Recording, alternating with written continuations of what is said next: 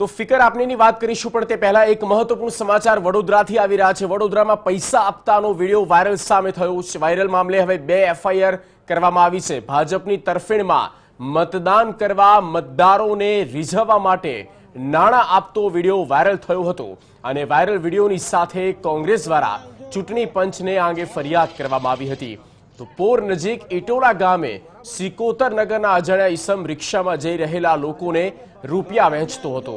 ગોસિન્દ્રા ગામે રૂપિયા વહેંચતો વિડીયો પણ વાયરલ થયો હતો। બંને અલગ અલગ સ્થળોની 2 અલગ અલગ એફઆઈઆર નોંધાઈ છે।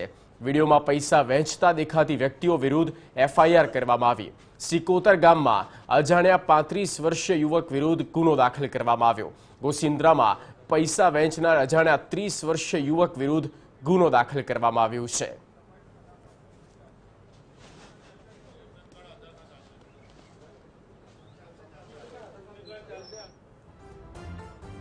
સંવાદદાતા યુનુસ ગાઝી ફોન લાઈન પર જોડાયેલા છે। યુનુસ, પૂરી વિગત।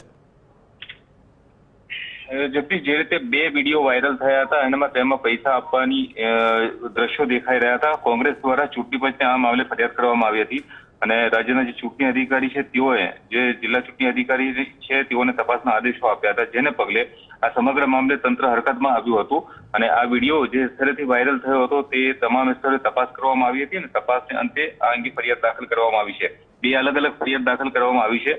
રિક્ષામાં જે જતી વ્યક્તિઓને પૈસા આપવામાં આવતા હતા તે ઇટોલા ગામના સિકોતર નગરનો વિડીયો હતો અને તેમાં જે વ્યક્તિ દ્વારા આ વિડીયો બનાવવામાં આવ્યો હતો તે વ્યક્તિને શોધી કાઢવામાં આવી હતી અને તેને ફરિયાદી બનાવવામાં આવ્યો છે।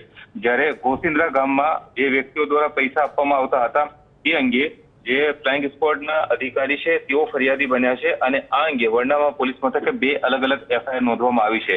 પોલીસે આ બંને એફઆઈઆર નોંધી છે અને વિડીયોને આધારે જે અંદર વ્યક્તિઓ દેખાઈ રહી છે તે વ્યક્તિઓની ઓળખ શરૂ કરવામાં આવી છે। હવે આ વ્યક્તિઓ ઓળખાઈ શકે કે કેમ તે અગત્યની બાબત છે, કારણ કે રિક્ષામાં આપનાર જે વ્યક્તિ હતી તે વ્યક્તિએ માસ્ક પહેરેલું હતું એટલે ઓળખ સ્પષ્ટ નથી થઈ, પરંતુ તે કાર લઈને આવ્યો હતો અને તે કારના નંબરને આધારે તેની શોધખોળ શરૂ કરવામાં આવી છે। જ્યારે ગોસિન્દ્રા ગામની અંદર પણ જે વાહનોને લઈને વ્યક્તિઓ આવેલી હતી તેઓના નંબરના આધારે શોધખોળ શરૂ કરવામાં આવી છે। જોવાનું હવે એ છે કે આ બંને એફઆઈઆર નોંધાયા બાદ જે પૈસા વહેંચનાર વ્યક્તિઓ હાથમાં આવે છે કે કેમ અને કોના ઇશારા ઉપર અને કોના કહેવાથી આ પ્રમાણે પૈસાની વહેંચણી કરી।